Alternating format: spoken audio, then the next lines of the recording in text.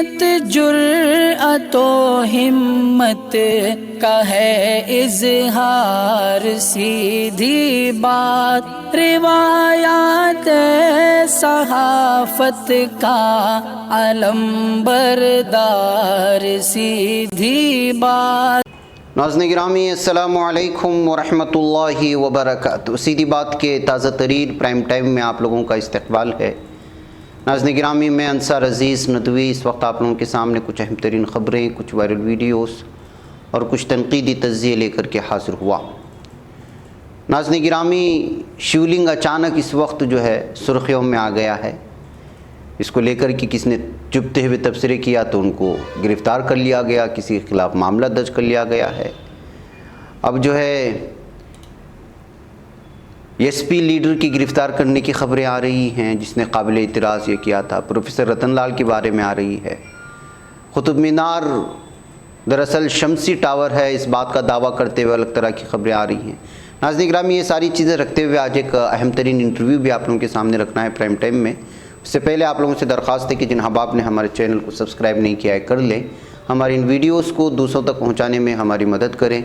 Link को share करें। इदारे की मजबूती नाज़रीन गिरामी आप लोगों की मजबूती है और आप जानते हैं कि आपको करना क्या है।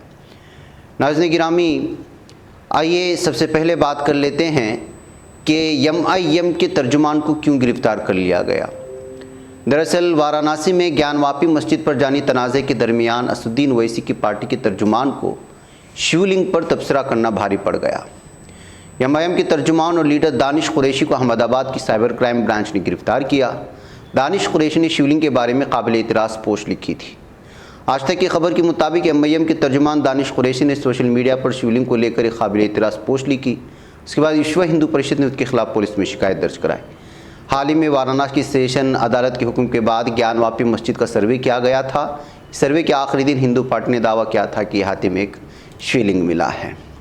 इसके अलावा नाज़रीन गिरामी, एसपी लीडर को भी गिरफ़्तार कर लिया गया। इसने भी कुछ ऐसा ही किया था, उसकी तस्वीर भी आप देख सकते हैं।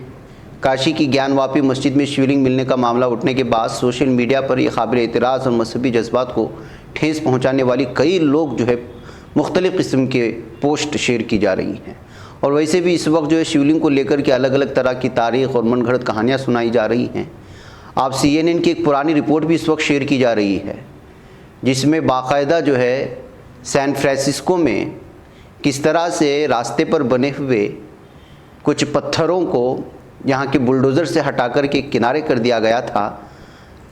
तो उसको जो है वहाँ पर रहने वाले गैर मुस्लिम बरादरी यानी हिंदू तबके से ताल्लुक़ रखने वाले लोगों ने अचानक उसकी पूजा करना शुरू कर दी। ये ड्राइवर है जिसने जो इन तमाम चीज़ों को हटा दिया था। ये असल में बैरिकेड के तौर पर जो रास्ते के बीच में खड़ा करते हैं उसको उखाड़ करके साइड में कर दिया गया था। तो उसी को पूजा पाठ करना शुरू कर दिया। न सिर्फ पूजा पाठ करना शुरू कर दिया गया बल्कि वहाँ जो हिंदू बरादरी मौजूद थी उन्होंने जो इस इलाके को मंदिर बनाने के लिए पेश करने का दावा किया। तो जैसे ये मामला इस वक्त सुर्खियों में आ गया है, आलमी सुर्खियों में आ गया है, तो जाहिर सी बात है कि उसको अलग अलग अंदाज में पेश करने की कोशिशें हो रही हैं। लोग मजाक उड़ा रहे हैं और हिंदुस्तान में भी हो रहा है तो जो है गिरफ्तारियाँ हो रही हैं।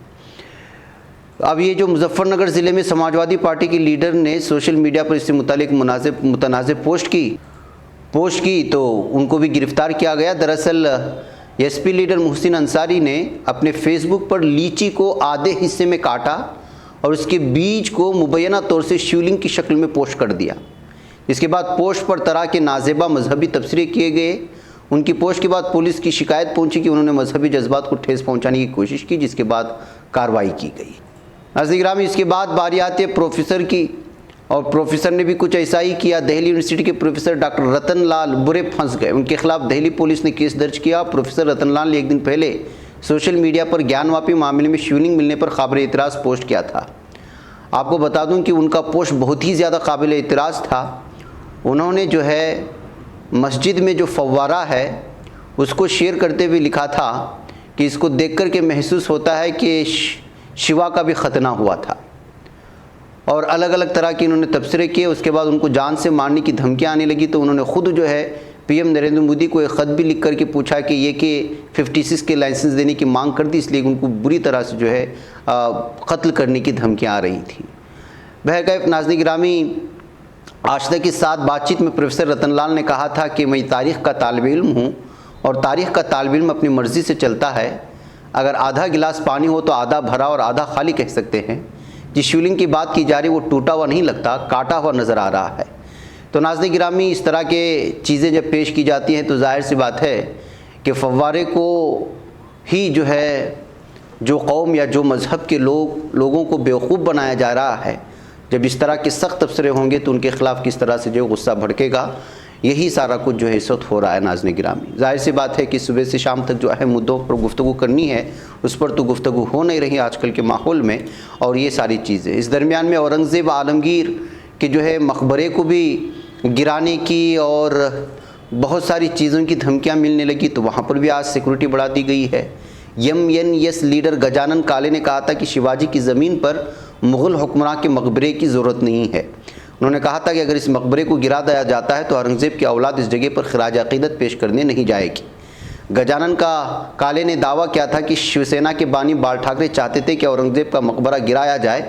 काले ने शिवसेना पूछा था कि क्या वो बाला साहब ठाकरे की बातों को नाफिज करना चाहते। इस बात को लेकर के औरंगाबाद का नाम संभाजी नगर रखने को भी लेकर के बहुत सारे दावे पहले से भी होते रहे हैं।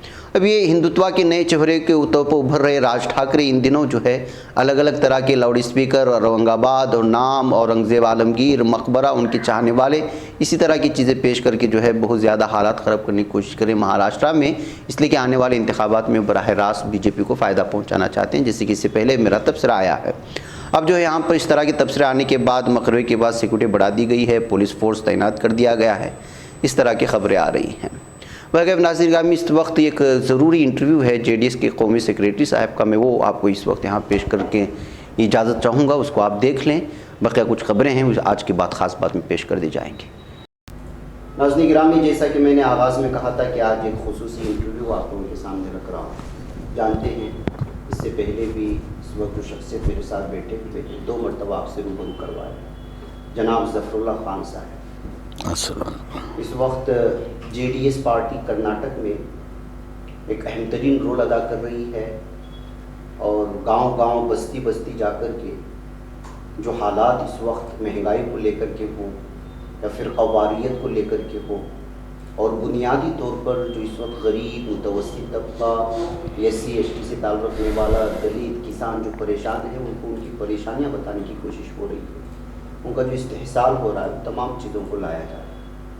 जाहिर सी बात है कि इस ज़माने में और जो सियासी हालात और भारत के जो हालात हैं, ऐसे में हमको लीडर बन कर के हिकमत के तौर पर, सही तौर पर पेश करने वाले लीडरों की ज़रूरत है। ऐसे में जनाब ज़फ़रुल्लाह खान साहब जो हैं वो स्ट्राइट बात करने में और सही सिमत दिखाने में सियासी एतबार से एक नाम रखते हैं। इसी वजह से मैं सोचा कि आज एक मरतबा फिर उनसे रूबरू कराऊँ। और इसके अलावा भी अभी इनके एक फर्जन की एक रिसेप्शन का इनेकाद किया गया था बेंगलुरु में। बहुत सारी चीज़ों के दरमियान में उनका एक कॉन्सेप्ट भी मुझे समझ में आया कि इस तरह होना चाहिए था इस दौर में, और जो हालात इस वक्त भारत में बन रहे हैं, बिलखुसूस अपने बरादरान वतन को लेकर के, वो क्या कॉन्सेप्ट था, वो विजुअल्स भी आपको दिखाएंगे। मैं JDS के कौमी जनरल सेक्रेटरी हैं, बहुत सारे फलाही इदारों से जुड़े हुए हैं और मशहूर ताजिर हैं हिंदुस्तान की भी, और दुबई और दीगर बैरून मुल्क इनकी तिजारत चलती है। मैं आपका एक बार फिर इस्तकबाल करता हूँ। अस्सलाम वालेकुम। आप तो जो है सीधी बात के ही अपने हैं, लेकिन आपसे सीधी सीधी बात करेंगे हम जो भी है। पहले तो जो हालात हैं इस वक्त कर्नाटक के, और आप तो एक ऐसे मुल्क में रहते हैं जिस मुल्क को जो है, जैसे आप ही का वर्ड है कि दुबई से कनेक्टिंग द वर्ल्ड, दुनिया जुड़ती है दुबई से, वहाँ जब बैठता है तो वहाँ जहन खुल जाता है। तो इस वक्त भारत में जो सिचुएशन है एक आलमी सतह पर, आप उसको किस अंदाज में देख रहे हैं? पिछली मर्तबा जब मैं आपके साथ बैठा था, आलमी सतह पे इस मुल्क की सियासत किस तरीके से चल रही है और पड़ोसी मुल्क में उसका ख़ास किरदार कौन अदा कर रहे हैं, वो मैंने बताया था। जी। तो आपने ये भी देख लिया कि वो जो ख़ास किरदार जो निभा रहे थे वो अमेरिका को बर्दाश्त के बाहर हो गया। जी। तो उसका अंजाम भी बाहर आ गया, ये तो आप भी समझ सकते हैं। तो इसमें टोटली अगर कहे तो मेरे मुल्क के हालात बैरूनी ममालिक में बहुत ख़राब हैं, और ये लोग बात को मानने को राज़ी नहीं है, हमारी हुकूमत है। आज जो मरकज़ी हुकूमत जो है वो जैसे कि वो रेस कोर्स में घोड़े दौड़ते हैं ना, जो चारों तरफ से उनको आँख कान बंद किया जाता है, बस उनका एक ही टारगेट रहता है कि सामने दौड़ना है और टारगेट अचीव करना है। तो इस तरीक़े के हुक्मरान और इस तरीक़े की हुकूमत अभी मौजूदा हालात में है। इन लोग का एक ही एजेंडा है, एक ही टारगेट है कि हमेशा हम इक़्तिदार में रहें, हम पावर में रहें और हम चुनाव में रहें। इसके लिए चाहे हमको कुछ भी करना पड़े, चाहे वो हिंदू मज़हब के हो, चाहे वो मुस्लिम हो, चाहे वो कोई और मज़हब के हो, जितनों का खून बह सकता है बहने दें, बस हमारा मकसद पे हमको ध्यान रखना है। तो वो लोग अपने मकसद पे अपने एजेंडे को लेके चल रहे हैं, जिसमें पूरी तरह से पूरा मुल्क गर्क होने की तरफ जा रहा है। मिसाल के तौर पे 60 जहाँ तक अगर मेरी याददाश्त कमज़ोर ना हो तो 66-67 रुपीज़ पर डॉलर था, आज 77 हो गया, मतलब 10 रुपये का फ़र्क पड़ गया डॉलर में। जीडीपी का तो सवाल ना करें तो बेहतर होएगा, महंगाई के बारे में सवाल ना करो तो बेहतर होएगा, इलाज के बारे में सवाल ना करो तो आपका शुक्रगुजार हूँ, तालीम के बारे में अगर पूछो ही नहीं तो मैं सोचूंगा कि आपने मुझ पे मेहरबानी की। तो देश के हालात इस तरीक़े के हैं। आने वाली ये एक नस्ल जो मेरे बड़े भाई जिनको मैं कहता हूँ, भी एक नस्ल, एक पीढ़ी पूरी तरह से बर्बाद हो गई हिंदुओं की, जिसका जिम्मेदार मुसलमान नहीं है। जो हिंदू के हित में काम करने वाले संगठन हैं, ये उन्हीं की मेहरबानी है कि पूरी एक नस्ल बेरोज़गार हो गई। जो 2014 में जो लड़का 18 का था, आज आप हिसाब लगा लो कि उसकी एज 12 हुई कि नहीं भी, ना उसको नौकरी मिली, ना उसको काम मिला, ना उसको धंधा मिला। तो 80% तबाही मेरे हिंदू भाइयों की हो रही है। फिर भी अगर मेरे हिंदू भाई समझ नहीं पा रहे तो इसमें कसूर हमारा कहाँ है? सही बात। तो ये तो हुकूमत का निज़ाम है, ये चंद लोगों को ग़ुलाम बना के हुकूमत करना चाहते हैं। ये divide and policy, divide and rule policy जो है, ये अंग्रेज़ों से आने से पहले की बात है। ये पहले से मेरे देश में मौजूद थी, जो वर्ण व्यवस्था के नाम पे थी। ब्रह्मा के मुख से ब्राह्मण पैदा हुए, भुजाओं से क्षत्रिय पैदा हुए, पेट से विष्णु, पैरों से शूद्र। ये सब जो डिवाइडिंग जो है ये पहले से था, ये चल रहा है और ये आगे भी चलेगा। लेकिन बशर्त मुसलमान कौम सिर्फ 1-2 ज़बान में महदूद होकर रह चुकी है। या तो ये अरबी बोल लेते हैं या तो ये उर्दू बोल लेते हैं। तो मेरी नसीहत समझदारों के लिए यही है, जब हिंदुस्तान में रहना हो तो हिंदुस्तान की हर ज़बान को सीखो। आगे वाला तुमको जिस ज़बान में सवाल करता है उस ज़बान में जवाब देने की ताकत पैदा करो। अभी कोई आदमी समझता नहीं है, कोई इंग्लिश बोल रहा है, तुम उसके सामने अरबी बोल रहे हो, सूरे पढ़ रहे हो, तो कहाँ उसको पल्ले पड़ेगा? भाई उसको इंग्लिश में बोलो, वो अगर बी से बोलता है तो उसको बी में जवाब दो, वो एफ में बोलता है तो उसको एफ में जवाब दो, तो वो समझेगा कि भले ये भी अंग्रेज़ी जानता है। मेरी बात का गहरा मतलब है, ये जितने भी पढ़े लिखे लोग हैं इस बात के मतलब को समझ सकते हैं कि मेरी कौम को किस प्लेटफॉर्म पे तैयार करना होएगा। हर ज़बान में जवाब देने की उनमें वो मादा है, वो हिसाब से तैयार करना होगा। इतना आसान बात नहीं है। तो खैर, सपने तो कोई भी देख सकता है, सपने देखना तो फ्री की पिक्चर है, शैतान दिखाता है फ्री की पिक्चर। तो फ्री की पिक्चर देखने में ये लोग भी, कुछ लोग आंख बंद करके नींद में सपने देखते हैं, गहराई में जाके गहरी नींद में जाके सपने देखते हैं। कुछ लोगों को बीमारी होती है जो खुले आंख सपने देखते हैं कि हम ये कर देंगे, नहीं हम वो कर देंगे। वो भूल जाते हैं कि ये एक पल चाहिए उनकी रूह कब्ज़ होने के लिए। उस चीज़ को वो लोग भुला के खुदाई दावा करके अपने आप को खुदा समझ बैठते हैं। उनको पता नहीं कि उनके आने वाला पल उनके आगे मौत के रूप में खड़ा रहेगा। ये भूल के मगरूर लोग हैं। देखिए, मगरूरों की तो कहानियाँ हैं, किस धर्म से के ताल्लुक़ से पूछेंगे आप, मैं उसका नाम बोलूँगा। आपने तो अबू जहल का भी सुना होगा, सुना तो फिरौन का भी होएगा, सुना तो कई शिद्दात हुए, कई गुजर गए, नमरूद हो गए। लेकिन यहाँ भी आ जाओ, थोड़ा हिंदुस्तान से भी ताल्लुकात रखो भाई, दूसरे धर्मों को भी जानने की कोशिश करो। रावण की कहानी क्या हो गई, कंस की कहानी क्या हो गई, जो लोग सब घमंड गुरूर मगरूरी कुफ्र बताए, जो खुदाई दावा करते थे, क्या अंजाम हो गया हम लोगों का।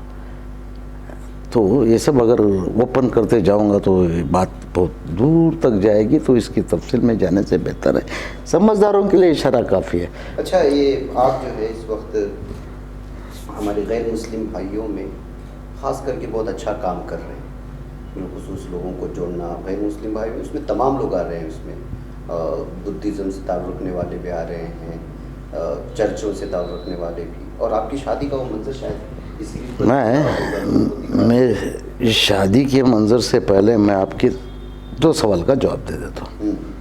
तारीखें निकाल के देखे लोग, क्या बुद्धिज़्म को मुसलमान लोगों ने ख़त्म किया था? नहीं। क्या बुद्धों की मंदिर को मुसलमानों ने ख़त्म किया? नहीं। क्या उनके ग्रंथों को हमने जलाया था? नहीं। मुसलमान अमन पसंद कौम है, ये हिंदू भाइयों को समझना चाहिए। जब भी शरपसंद लोग थे, आज भी हिंदुओं में शरपसंद लोग हैं, लेकिन पूरे हिंदू नहीं। ये मैक्सिमम हाईएस्ट बोलेंगे तो 2.5 से 3% से ज़्यादा हो ही नहीं सकते जो शरपसंद है। पूरी दुनिया में हमारे हिंदुओं की एक इमेज है, मिलजुल के रहने वाले सेकुलर भाई हैं, बल्कि पूरी दुनिया में एक पहचान है। ये चंद लुच्चे लफंगे बेरोजगार जो पेड व क्रिमिनल्स हैं, ये इनकी कारस्तानी है हजरत। ये सब उनके पीछे 1-2 चीप लेवल की, जिनकी अपनी अहमियत नहीं है, एक चेहरा नहीं है, एक पहचान नहीं है, ऐसे सियासतदानों के मोहरे हैं ये, जो ये शरपसंद करके, ये शरारतें करके उनके लीडर को हाईलाइट करते हैं। जब ये लोग मुसीबत में आते हैं तो लीडर छुप जाते हैं, अगर ये सक्सेस हो गए तो लीडर आगे आ जाते हैं। तो बहुत बड़ा अपना एक इमेज क्रिएट करना चाहते हैं नेगेटिवली। देखिए, हर पिक्चर में 2 रोल होते हैं, एक हीरो का और एक विलन का। तो ऐसे सियासत में चंद गंदे लोग आ चुके हैं जो विलन का रोल करके पॉपुलैरिटी हासिल करना चाहते हैं। विलन बनेंगे तभी मिलेगी उनको। हाँ, वो पॉपुलैरिटी के लिए ये लोग चंद पेड क्रिमिनल्स को रख के सब ऑर्गेनाइज्ड प्लान क्राइम किया जा रहा है। लेकिन देश में अभी तक संविधान बाकी है। इंशाअल्लाह ताला मुसलमान एक ऐसी कौम है हिंदुस्तान में जो आज भी संविधान की इज्जत करते हुए, इस कॉन्स्टिट्यूशन की इज्जत करते हुए पुरअमन जो भी इनको प्रोटेस्ट करना है वो लोग वही कर रहे हैं। लेकिन किसी ने तो तलवार और त्रिशूल तो उठाई नहीं ना, मुसलमान कौम।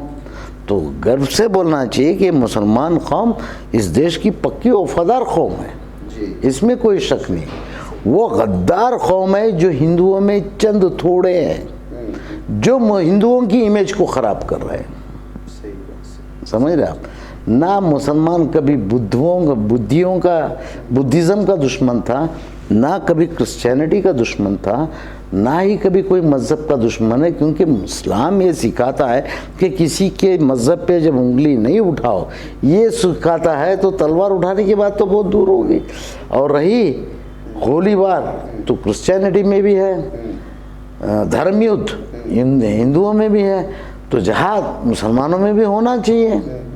जब उन पे पाबंदियाँ लगे, उनकी इबादतियों पे पाबंदियाँ लगे, तो हर कोई धर्म उसके मुखालिफ खड़ा होता है, प्रोटेस्ट करता है, अपने अपने तरीक़ों से प्रोटेस्ट करता है। लेकिन ख़ास खूबी ये है हिंदुस्तानी मुसलमानों की कि उन्होंने आज तक क़ानून के दायरे से बाहर जाके प्रोटेस्ट नहीं किया।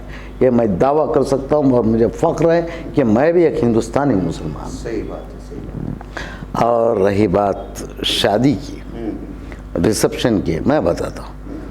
देखिए, दुबई एक ऐसा मुल्क है that is called connecting the world, पूरी दुनिया को जोड़ता है दुबई। उस दुबई में जो मशहूर जगह है उसको बोलते बुर्ज खलीफा, यानी पूरी दुनिया की सबसे ऊंची इमारत।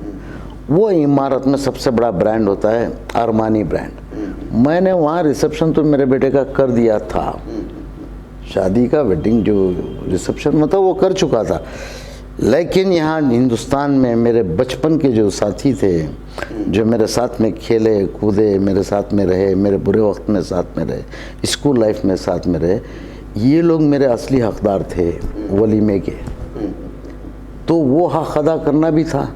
उसमें कई हिंदू थे, कई मुस्लिम थे, कई क्रिश्चियन थे, कई मज़हब के लोग थे, कई सियासतदान थे, कई उलमा कराम थे, कई मठों के स्वामी जियाँ थे, जो सब मेरे हकदार जिनको मैं समझता था। उन हकदारों का हक अदा करने के लिए, जो लोग दुबई तक नहीं पहुंच सकते थे, उन लोगों का हक अदा करने के लिए मैंने यहाँ पे रिसेप्शन रखा। तो फिर साथ ही साथ मैं सोचा आज मेरे मुल्क को दवा क्या चाहिए। तो दवा के तौर पे जो मैंने एक ख़ास इवेंट जो बनाया, मैं चाहता तो मेरे बेटे को आओ फूल का हार डालो, गुलपोशी करो, चलते रहो, बस खाया खाओ नहीं खाओ जाओ, कर सकता था। लेकिन मैंने जो ख़ास किया, तवज्जो जो दी, जो मठों के स्वामी जी लोगों को बुलाया, उनका एहतराम किया, कुछ फादर्स को बुलाया था, उन्हीं का भी एहतराम किया, कुल उलमा कराम को बिठाया, उनको भी एहतराम किया।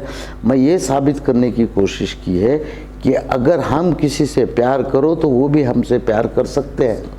इस पहल को बढ़ाओ। इस पहल, ये जो पहल मैंने करके दिखाया है, लोग ज़बान से डायलॉगबाजी किया करते थे।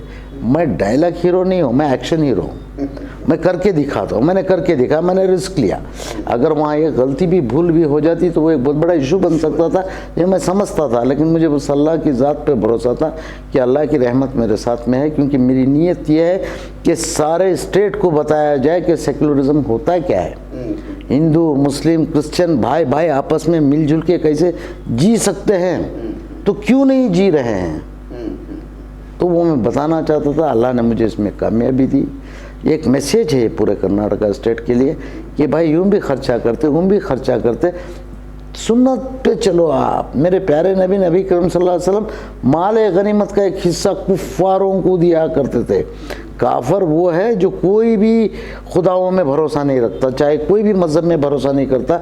ऐसे लोगों को जब मेरे नबी एक हिस्सा दिया करते थे, तो तुम्हारी खुशियों का एक हिस्सा तुम इन लोगों में, हमारे हिंदू भाइयों में क्यों नहीं बांटते, जबकि वो भी एक खुदा के मानने वाले हैं, बल्कि कई खुदाओं के रूप में मान रहे हैं, लेकिन मानते तो हैं, वो नास्तिक तो नहीं है। नास्तिकों को बोला मैं ये नहीं बोल रहा हूँ, वो लोग भी तो धार्मिक लोग हैं। क्रिश्चियनिटी को, ईसा अलैहिस्सलाम को मानने वाले लोग भी धार्मिक लोग हैं, वो भी अहलुल किताब से हैं। तो बुलाओ, प्यार बांटो। आप जब तक सफ़र कर रहे हो, फूल फेंकने की कोशिश करो। ये कभी भूले चुके तुम्हारे सर पे अगर पड़ेगा तो फूल ही गिरेगा, पत्थर ना फेंके ऊपर। मेरे बोलने का वो मतलब है, अगर हम किसी से प्यार करें तो बदले में हमको प्यार ही मिलेगा। अल्लाह ताला खुद कई बार कुरान में कह चुका है कि मैं तुमको तुम्हारी नेकियों का बदला दूंगा, मैं तुम्हें तुम्हारी अच्छाइयों का बदला दूंगा। तो करते हो तो अच्छा ही करो, ताकि तुमको उसके बदले में अच्छा ही मिले। ये सोच के मैंने इस कॉन्सेप्ट को रखा, ताकि लोगों को एक सबक हो कि जब भी आप खुशी मनाओ, अपनी दौलत खर्च कर रहे हो, खुशी के लिए खर्च कर रहे हो, तो खुदगर्जी की खुशी ना मनाओ, खुशियों को बांट के खुशी मनाओ। मैं ये मैसेज देना चाहता था, जिसमें मुझे रब्बुल आलमीन ने मुझे साथ दिया। इंशाल्लाह उम्मीद करता हूँ कि आप भी उस पर गौर किए होंगे, और ये चीज़ को आज ज़रूरत है। ये हिजाब, खसाब, कचरा, पट्टी, मटन, हलाल, झटका, खरबूजा, कलंगड़, आम, ये जो चीप मेंटालिटी के जो कीड़े मकोड़े हैं, ये सारे कीड़े मकोड़ों के लिए एक स्प्रे है। ये जो छोटे मोटे कीड़े जो हैं, उनके लिए एक स्प्रे किया हूँ मैंने कि भाई अभी भी संभल जाओ, ये मेरा भारत है।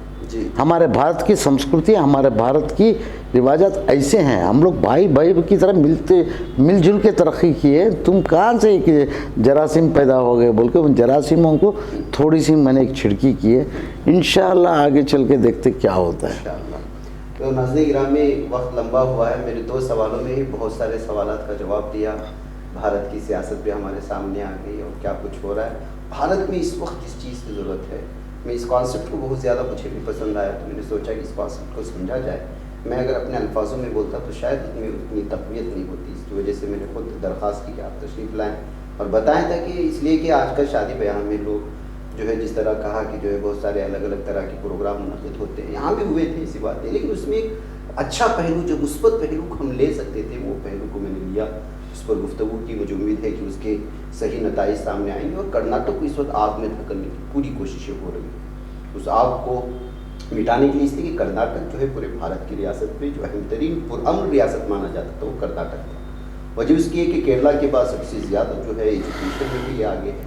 लेकिन इस तरह एजुकेटेड लोगों को अगर पोलराइज करने की कोशिशें हो रही हैं तो ऐसे हालात में मुसलमानों का वो चाहे सियासत में है और ताजिर है, आलिम है, एक पढ़ा लिखा है, एक लेक्चरर है, एक प्रोफेसर है, वो अपने अपने शोबे में रह करके अपने माल का इस्तेमाल करते हुए किस तरह से जो है भाईचारगी को आम कर सकता है, उसकी एक मिसाल सियासत में रहते हुए एक मशहूर ताजिर होने के हिसाब से अपने रिसेप्शन को एक अच्छा बनाने की जो कोशिश की है उसको सराहना होनी चाहिए। बाकी सारे पहलुओं को छोड़कर मुझे और हज़रत को इस वक्त इजाज़त दें। इंशाअल्लाह फिर कभी आमद होगी तो फिर तीसरे मौज़ूआत पर हज़रत से गुफ्तगू होगी। अस्सलामु अलैकुम। ये बच पाता है कोई सहाफ़ी की निगाहों से, मिलाता है ये लोगों को मोहब्बत की पनाहों से। करम और दर्द मंदी का है एक संसार, सीधी बात अज़ीमत जुर्अतो हिम्मत का है इज़हार, सीधी बात अज़ीमत जुर्अतो हिम्मत का है इज़हार, सीधी बात। ये चैनल हक निगर बन कर कुचल देता है फितनों को।